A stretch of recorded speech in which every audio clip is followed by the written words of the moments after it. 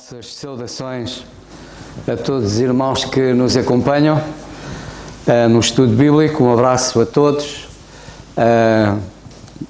espalhados por este mundo fora, onde a palavra do Senhor, que é estudada neste lugar, consegue, por meio de coisas que eu não entendo, mas consegue chegar tão longe, e louvo ao Senhor por isso. Por ter dado sabedoria aos homens para criarem todas estas coisas que, desta forma, a palavra de Deus pode chegar a tanta gente que está a milhares e milhares de quilómetros de nós, mas que também tem acesso ao que se passa aqui, neste lugar, acerca do estudo da palavra do Senhor. Portanto, um abraço apertado a todos os irmãos, e vamos então para a parte final do capítulo 4 dos Colossenses e desta carta. Não vamos terminar ainda hoje. Para a semana o nosso irmão Alberto ainda tem um pensamento, mas vamos então mais uma vez ler o capítulo 4, que diz assim: Vós, senhores, fazei o que for de justiça e equidade a vossos servos, sabendo que também tendes o Senhor nos céus. Preservarai a oração, velando nela com a ação de graças, orando também juntamente por nós, para que Deus nos abra a porta da palavra, a fim de falarmos do mistério de Cristo, pelo qual estou também preso, para que o manifeste como convém falar. Andai com sabedoria para com os que estão de fora, remindo o tempo. A vossa palavra seja sempre agradável, temperada com sal, para que saibais como vos convém responder a cada um. Tíquico, irmão amado e fiel ministro e conservo no Senhor, vos fará saber o meu estado, o qual vos enviei para o mesmo fim, para que saiba do vosso estado e console o vosso coração, juntamente com Onésimo, amado e fiel irmão que é dos vossos. Eles vos farão saber tudo o que por aqui se passa. Aristarco, que está preso comigo, vos saúda, e Marcos, o sobrinho Barnabé, acerca do qual já recebeste mandamento, se eu for ter convosco, recebei. E Jesus, chamado Justo, os quais são da circuncisão, são estes unicamente os meus cooperadores no reino de Deus, e para mim têm sido consolação. Saúda-vos Epáfras, que é dos vossos, servos de Cristo, combatendo sempre por vós em orações, para que vos conserveis firmes, perfeitos e consumados em toda a vontade de Deus. Pois eu lhes dou testemunho de que têm grande zelo por vós, e pelos que estão em Laodiceia, e pelos que estão em Herápolis. Saúda-vos Lucas, o médico amado, e Demas. Saudai aos irmãos que estão em Laodiceia, e a Ninfa e à igreja que está em sua casa. E quando esta epístola tiver sido lida entre vós, fazei que também o seja na igreja dos Laodicenses, e a que veio de Laodiceia, lede a vós também. E dizei a Arquipo: atenta para o ministério que recebeste no Senhor, para que o cumpras. Saudação da minha mão, de Paulo. Lembrai-vos das minhas prisões. A graça seja convosco. Amém. Vamos passar ao nosso irmão Alberto, e um forte abraço para ele. E depois outro irmão que tenha algum pensamento, já sabe que tem toda a liberdade para o apresentar. Graças a Deus por sua palavra. Louvo ao Senhor por esta igreja e por cada irmão que vem adorar o Senhor através das Escrituras.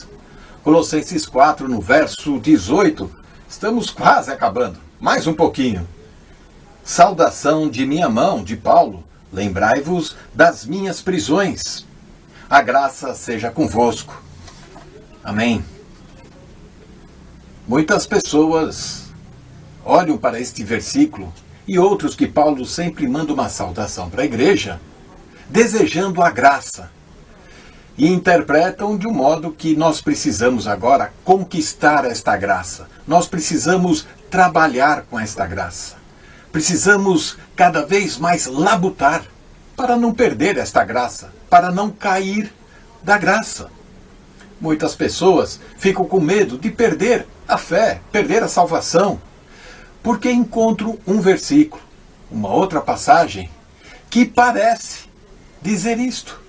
Mas precisamos olhar o contexto e nunca nos basearmos apenas em uma única passagem, num único versículo. A Bíblia é categórica ao afirmar que a salvação é pela graça através da fé, na obra que Cristo Jesus conquistou para nós, lá na cruz do Calvário. somos mantidos pela graça também. Não só salvos pela graça, mas agora vivendo sob a graça, também mantidos pela graça somente pelo Senhor. E não pelos nossos esforços, nossas obras, outras coisas que venham colocar algum peso legalista sobre as nossas vidas. Não podemos e não caímos da fé. Não perdemos a salvação. Jesus, no Evangelho de João, capítulo 10, no verso 27 até 29, traz uma passagem que precisamos guardar no coração. As minhas ovelhas ouvem a minha voz, e eu as conheço. E elas me seguem, e dou-lhes a vida eterna. E nunca hão de perecer. Ninguém as arrebatará da minha mão. Meu Pai, que mas deu, é maior do que todos. Ninguém pode arrebatá-las da mão de meu Pai. Esta é uma segurança que cada crente deve guardar no seu coração. O responsável por mantermos, portanto, na senda da graça é o Senhor, e não nenhuma obra, nenhuma obrigação. Vamos destacar duas passagens importantes que mostram a dedicação, a preocupação do nosso Senhor com relação à nossa vida, à nossa salvação. A penúltima carta das Escrituras, carta de Judas, verso 24. Deus, aquele que é poderoso para vos guardar de tropeçar e apresentar-vos irrepreensíveis com alegria perante a sua glória. É o Senhor que nos guarda de tropeçar. Hebreus capítulo 7, no verso 25. Portanto, Deus pode também salvar perfeitamente os que, por Ele, se chegam a Deus, vivendo sempre para interceder por eles. São versículos preciosos que precisamos guardar no nosso coração. Algumas passagens que queremos destacar, pelo menos 2 versículos, que parecem indicar que podemos cair da graça. Gálatas capítulo 4, capítulo 5 de Gálatas, verso 4, diz assim: separados estais de Cristo, vós os que vos justificais pela lei da graça tendes caído, justificados pela lei, diz o verso de Gálatas 4, capítulo 5.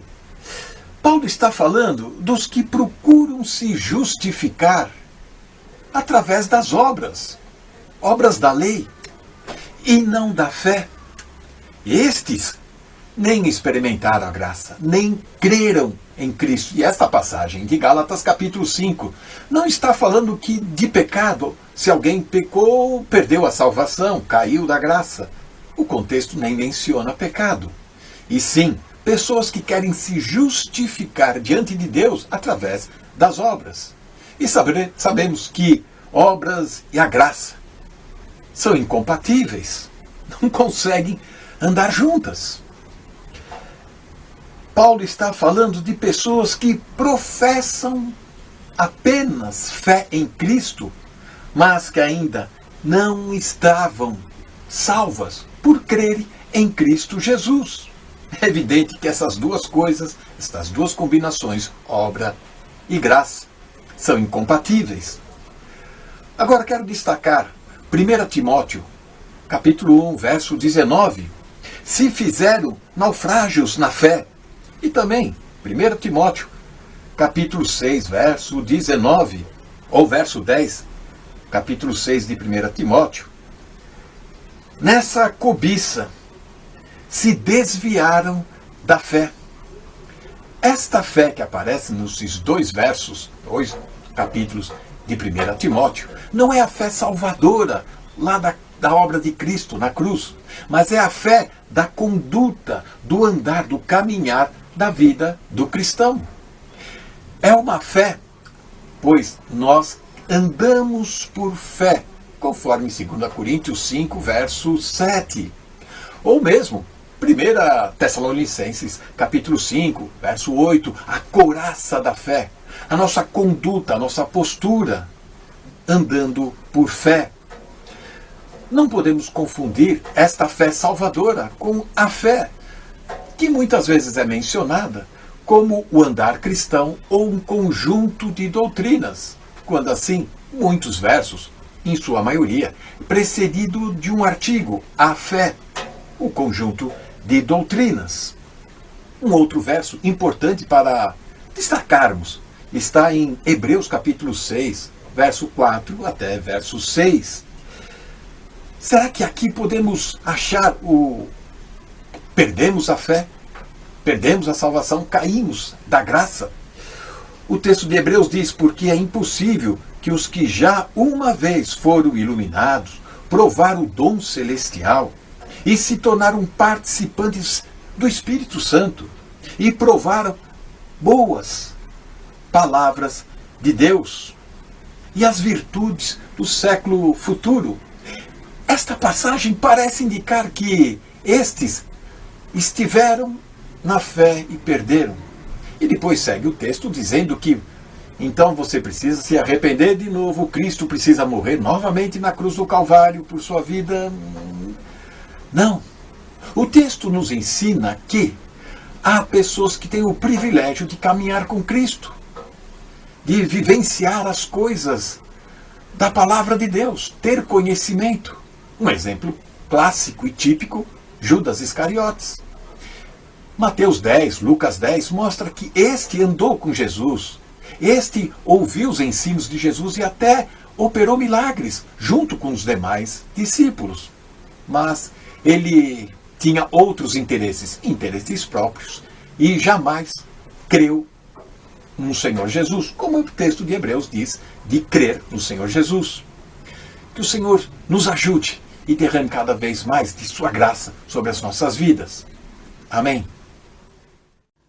Estamos quase a chegar ao fim do estudo da carta. Como o nosso irmão José Carvalho disse, na próxima quarta-feira o nosso irmão Alberto Veríssimo ainda vai falar sobre este versículo para encerrarmos, e certamente que encerraremos esta carta aos Colossenses. Reservo para o irmão José Carvalho a notícia que vocês querem todos saber o que é que a gente vai estudar a seguir. Mas eu gostava de, ainda sobre o versículo 18, e mando daqui um abraço para todos também, como o nosso irmão José fez.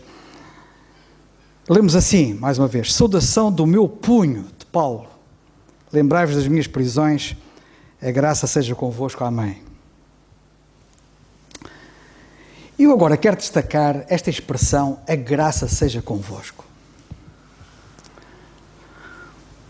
Vejamos o que quer dizer. Porque às vezes podemos não saber muito bem o que é que quer dizer esta expressão aqui. A graça seja convosco. Para além daquilo que é óbvio que a expressão quer dizer, a saber, a importância e a necessidade, e o irmão Alberto já referiu isso, a importância e a necessidade que temos da graça de Deus estar sempre connosco, como nós precisamos de graça, da graça que não apenas nos salva, mas entre várias coisas, e eu vou apenas referir 3 coisas, podia citar mais. A graça que nós precisamos agora, que estamos salvos, e que nós ouvimos dizer que agora precisamos, ele falou da fé que salva e da fé que depois precisamos de continuar. Em Tito, no capítulo 2, versículos 11 a 13, nós lemos que a graça ensina, por exemplo. Ela salva, a graça de Deus se há manifestado, trazendo salvação a todos os homens, cá está, a graça salva, ensinando-nos a viver. E nós como crentes precisamos de saber isto, que a graça de Deus nos ensina, e daí, aquilo que é óbvio nesta expressão, a graça seja convosco, eu preciso de graça, agora que estou salvo, para aprender alguma coisa, a viver, por exemplo. Nós temos que aprender a viver. Infelizmente há pessoas que não sabem viver. Vivem, mas não sabem viver. Sabem que há muita gente com vida nos hospitais, mas esses não têm qualidade de vida. E não basta só ter vida, é preciso saber viver. E ele diz, ensinando-nos que renunciando à impiedade, isto agora levávamos aqui a ter pano para mangas, ensinar a renunciar à impiedade, porque a impiedade é, infelizmente, um dos estados em que muitos crentes estão. E eu já tive a ocasião de dizer que não são apenas os descrentes que são ímpios. Nós podemos viver vidas ímpias. Podemos estar na impiedade. E precisamos de saber renunciar. E o apóstolo diz que a graça ensina-nos a renunciar à impiedade e às concupiscências mundanas. É a graça que ensina. Nós precisamos mesmo de graça. Daí que faz todo o sentido este desejo de a graça seja convosco. Eu preciso de graça para isto tudo. E para viver, como eu disse, viver neste presente século de uma forma sóbria, ou seja, lúcida, de uma forma justa, fazer o que está certo, e de uma forma piedosa, e não ímpia. De uma forma piedosa, piamente. Aguardando, a graça ensina-nos a aguardar a bem-aventurada esperança e o aparecimento da glória do grande Deus e nosso Senhor Jesus Cristo também nos ensina a saber esperar. Infelizmente muitos vivem e não esperam, não sabem esperar. Bem, depois a graça não apenas nos ensina, para além de salvar, a graça não apenas ensina, mas também nos capacita, nos fortalece e nos aperfeiçoa. 3 coisas. Capacita, fortalece e aperfeiçoa. Na segunda carta aos Coríntios, no capítulo 12, versículo 9, o apóstolo assim, e disse-me, a minha graça te basta, porque o meu poder se aperfeiçoa na fraqueza. Portanto, nós vemos aqui como a graça faz isto, capacita, fortalece, aperfeiçoa. Podemos ficar aqui muito tempo a falar acerca disto, não vou falar. Em terceiro lugar, a graça leva-nos a ser o máximo. Vocês deviam ter ouvido, os que não ouviram, a mensagem que o irmão Alberto deu ontem nas Fontainhas, que foi tão boa e eu fui tão abençoado, tão edificado. Ele a certa altura diz que alguns estão com reservatórios no mínimo. Aquilo está mesmo ali assim. Ele falou sobre o enchimento do Espírito, daí o encher, não é? Pois bem, nós precisamos de ser o máximo. Mas sabe o que é que nós somos às vezes? Tantas vezes, e alguns sempre, o mínimo, só o mínimo. Nós não podemos, não devemos ser o mínimo, nós temos que ser o máximo. E o que é que nos pode tornar capazes de ser o máximo? A graça. Sabe o que é que o apóstolo Paulo disse? Olha, eu vou-vos lembrar. Disse assim na primeira carta aos Coríntios, capítulo 15, versículo 10. Pela graça de Deus, sou o que sou. E a sua graça para comigo não foi vã. Antes, trabalhei muito mais do que todos. Todavia, não eu, mas a graça de Deus em mim. Ou seja, a graça de Deus tornou o máximo, mais do que todos os outros.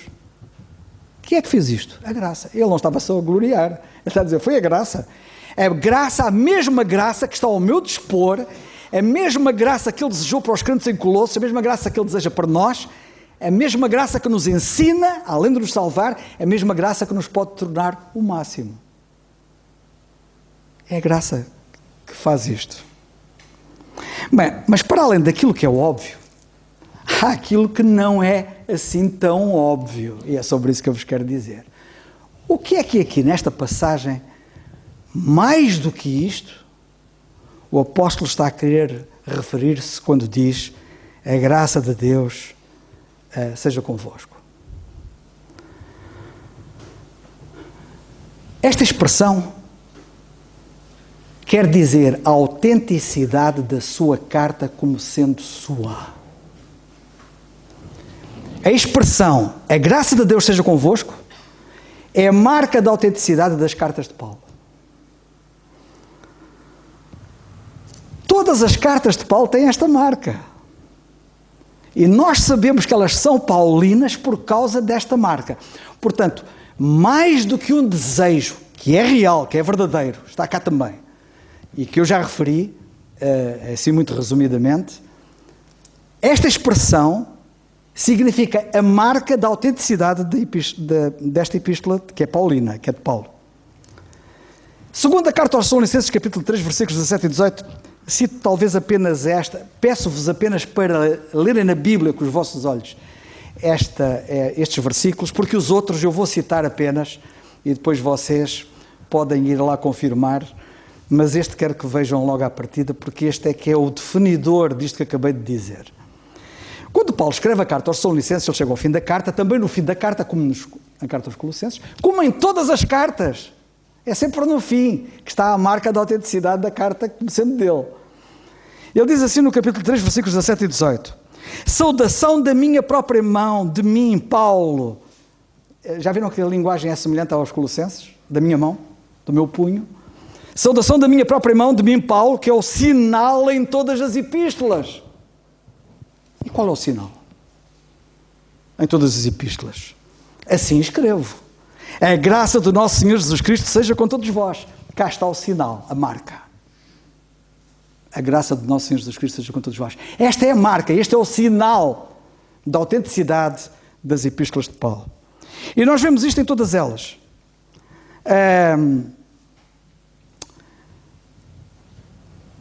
Este sinal está em Colossenses, este sinal está na segunda carta aos Tessalonicenses, mas este sinal está em todas as epístolas. Por exemplo, na carta aos Romanos, ele no capítulo 16 e versículo 24 diz assim: a graça de nosso Senhor Jesus Cristo seja com todos vós.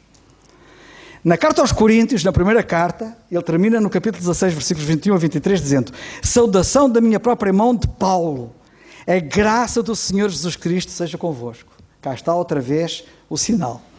Na segunda carta aos Coríntios, ele termina a carta dizendo no capítulo 13, versículo 13: a graça do Senhor Jesus Cristo e o amor de Deus e a comunhão do Espírito Santo seja com vós todos. Na carta aos Gálatas, no capítulo 6 e versículo 18, ele diz: a graça do nosso Senhor Jesus Cristo seja, irmãos, com o vosso espírito. Amém. Quando escreve a carta aos Efésios, do capítulo 6, também no fim, cá temos outra vez o sinal da autenticidade da sua carta, de uma carta sua, quando ele diz no versículo 24: a graça seja com todos os que amam o nosso Senhor Jesus Cristo em sinceridade. Amém. Quando escreve a carta aos Filipenses, ele chega ao fim no capítulo 4, versículo 23, e ele diz: saudação do meu... Perdão. Isto estava a ler já Colossenses. Na carta aos Filipenses, capítulo 4, versículo 23, ele diz: a graça do nosso Senhor Jesus Cristo seja com todos vós. Amém. Na carta aos Colossenses, não vou repetir, já tinha lido. E também na primeira carta aos Tessalonicenses também não vou repetir. Não, essa vou repetir. Essa não vou repetir. A segunda carta é que eu não vou repetir. Na primeira carta aos Tessalonicenses, capítulo 5, versículo 28, ele diz: a graça do nosso Senhor Jesus Cristo seja convosco. Amém. Depois, chegamos à carta a Timóteo. E na primeira carta a Timóteo, ele diz no capítulo 6 e versículo 21: a graça seja contigo. Amém. Quando chegamos à segunda carta a Timóteo, ele termina a carta dizendo: o Senhor Jesus Cristo seja com o teu espírito. A graça seja convosco. Amém. O sinal está em todas elas. Reparem bem, o sinal sempre lá no fim da carta. Carta a Tito. Quando ele escreve a Tito, ele diz, no capítulo 3, versículo 15, na parte final: a graça seja com vós todos. Amém.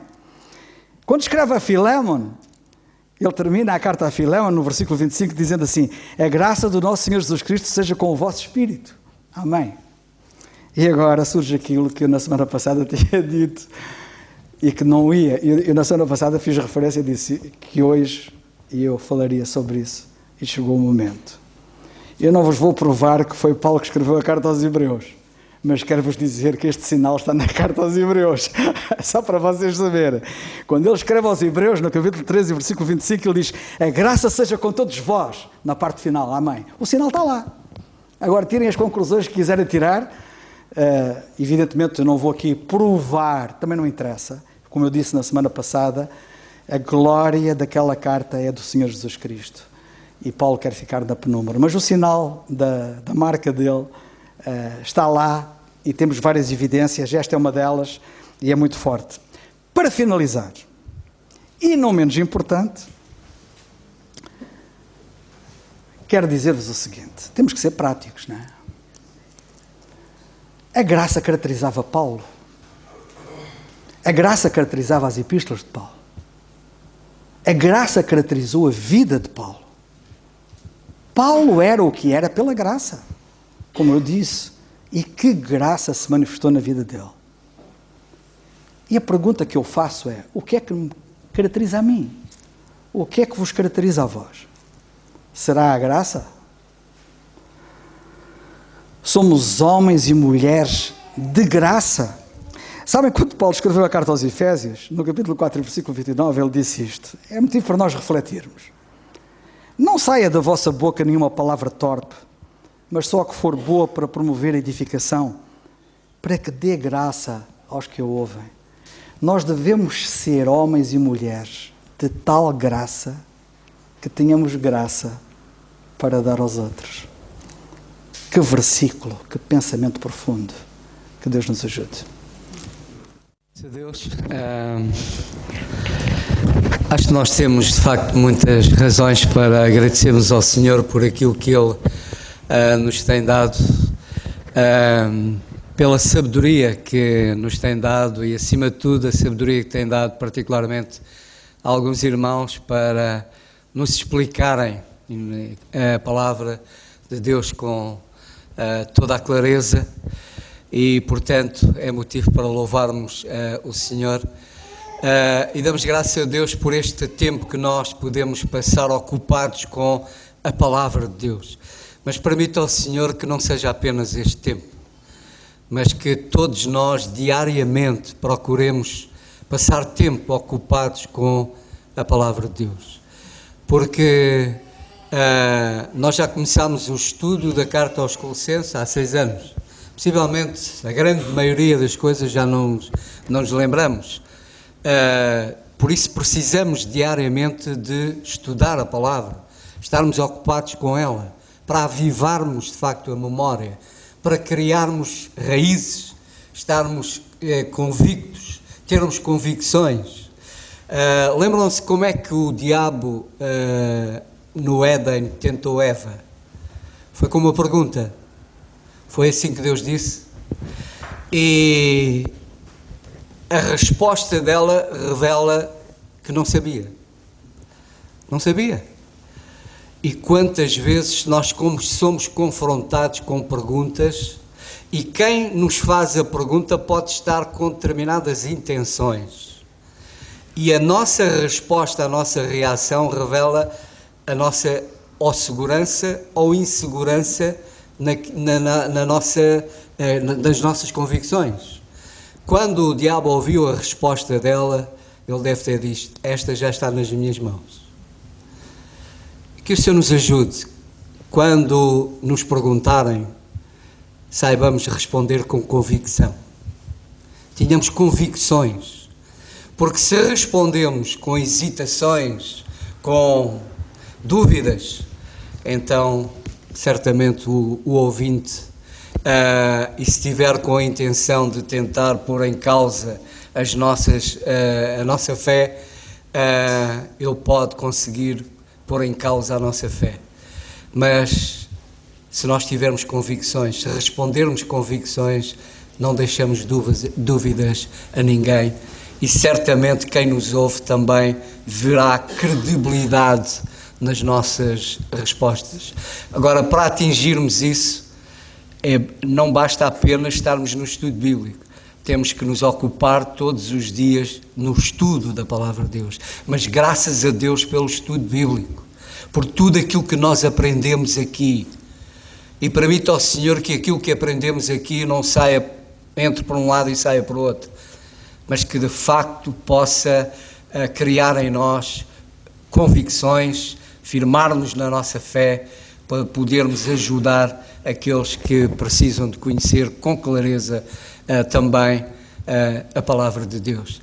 Portanto, que o Senhor nos ajude a amar esta palavra e a conhecê-la cada vez melhor. Não apenas para termos conhecimento, mas podermos ajudar os outros a andarem também nos caminhos de Deus e como é que se hão de aproximar a Deus. Que o Senhor nos ajude.